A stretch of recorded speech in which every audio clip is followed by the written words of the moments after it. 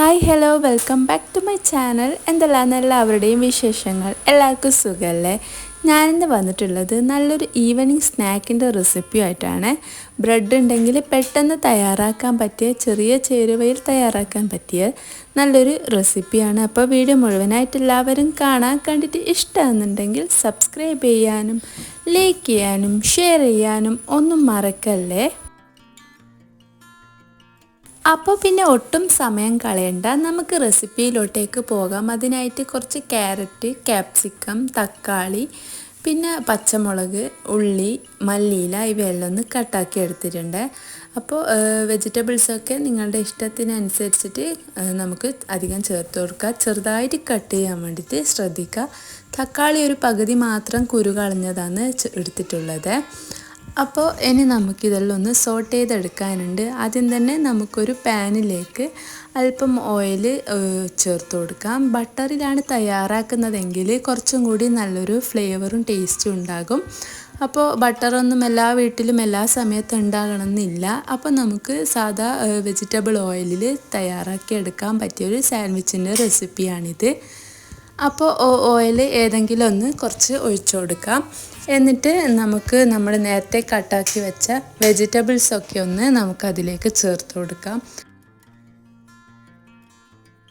ആദ്യം തന്നെ അതിലേക്ക് ഉള്ളിയാണ് ചേർത്ത് കൊടുക്കുന്നത്. അപ്പോൾ ഉള്ളി ജസ്റ്റ് ഒന്ന് വാട്ടിയെടുക്കുക. ആദ്യം തന്നെ നല്ലോണം വെന്ത് കുഴഞ്ഞ് അങ്ങനെയൊന്നും ആകണ്ട. കുറച്ചായിട്ടൊന്ന് സോട്ടായി വരുമ്പം തന്നെ നമുക്ക് ബാക്കിയുള്ള വെജിറ്റബിൾസും കൂടി ആഡാക്കി കൊടുക്കാം.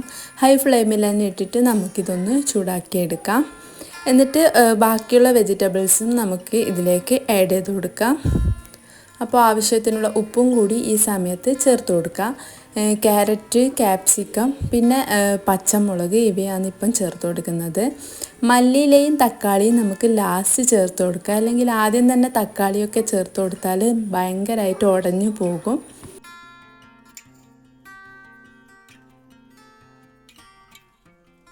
ഇനി ഇതെല്ലാം കൂടി നല്ലോണം ഹൈ ഫ്ലെയിമിലിട്ടിട്ട് തന്നെ നമുക്കൊന്ന് വാട്ടിയെടുക്കാം. അപ്പോൾ നല്ലോണം വെന്ത് ഉടയൊന്നും ചെയ്യേണ്ട. കുറച്ച് സമയം ഒരു 30 സെക്കൻഡോളം തന്നെ നമുക്ക് ഹൈ ഫ്ലെയിമിലിട്ടിട്ട് ഒന്ന് വാട്ടിയെടുത്തതിന് ശേഷം നമുക്കിതെല്ലാം കൂടി ഒന്ന് കോരി മാറ്റി വെക്കണം. ഇനി നമുക്കൊരു വൈറ്റ് സോസ് തയ്യാറാക്കി എടുക്കണം. അതുകൊണ്ടാണ്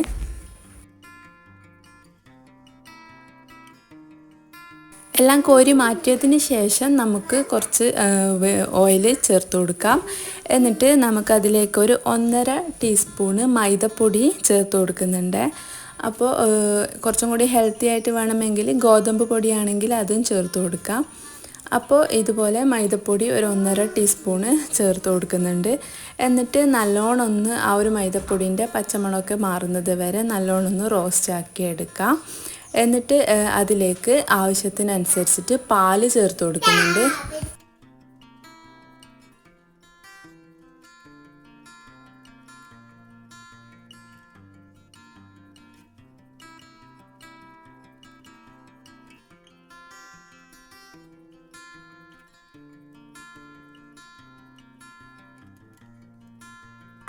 പാല് ചേർത്ത് കൊടുക്കുമ്പോൾ കുറച്ച് ആദ്യം ചേർത്ത് കൊടുത്തിട്ട് കട്ടകളൊക്കെ ഒന്ന് നല്ലോണം ഉടച്ചെടുക്കുക.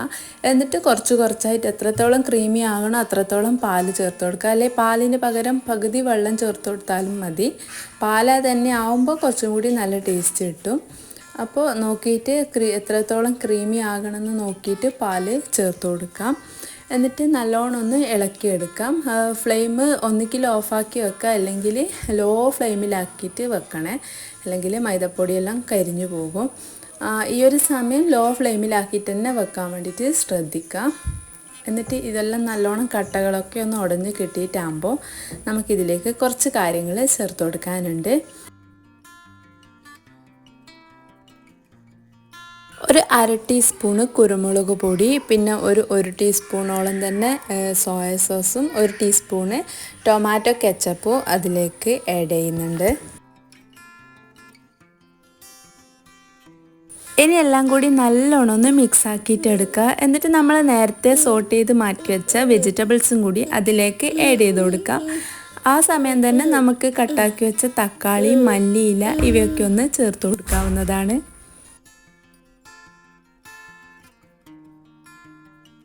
ഈ ഒരു സമയം ചിക്കൻ ഉണ്ടെങ്കിൽ അത് ചേർത്ത് കൊടുക്കുക. എൻ്റെ കയ്യിൽ ചിക്കനൊന്നും ഇല്ലാത്തത് കൊണ്ട് ഞാനൊരു മുട്ട ഒന്ന് ബോയിൽ ചെയ്യാൻ വേണ്ടി വെച്ചിട്ടുണ്ടായിരുന്നു. അപ്പോൾ അതൊക്കെ ഒന്ന് തൊലി കളഞ്ഞിട്ട് നമുക്ക് ചെറുതായിട്ട് കട്ട് ചെയ്തിട്ട് അതും കൂടി ഇതിലേക്ക് ചേർത്ത് കൊടുക്കാം. നല്ലൊരു ടേസ്റ്റ് കിട്ടും. ഇങ്ങനെ മുട്ട ചെറുതായിട്ട് കട്ട് ചെയ്തത് ചേർത്താൽ നല്ല ടേസ്റ്റ് ഉണ്ടാകും. അതുകൊണ്ടാണ് ഇങ്ങനെ ചേർക്കുന്നത്. എന്നിട്ട് എല്ലാം കൂടി നല്ലോണം ഒന്ന് മിക്സ് ആക്കിയിട്ട് എടുക്കാം. ലോ ഫ്ലെയിമിലാണ് ഇതൊക്കെ നമ്മൾ ചെയ്യുന്നത്. ആവശ്യത്തിന് ഉപ്പൊക്കെ ഒന്ന് നോക്കിയിട്ടുണ്ടെങ്കിൽ വേണമെങ്കിൽ ചേർത്ത് കൊടുക്കുക കുറച്ചും കൂടി.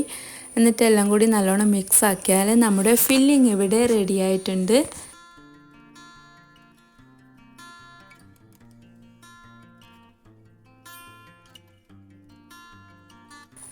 ദാ നമ്മുടെ ഫില്ലിങ് ഇവിടെ കണ്ടില്ല, നല്ല ക്രീമി ആയിട്ടുള്ള ഫില്ലിംഗ് ആണ് നമുക്ക് കിട്ടിയുള്ളത്.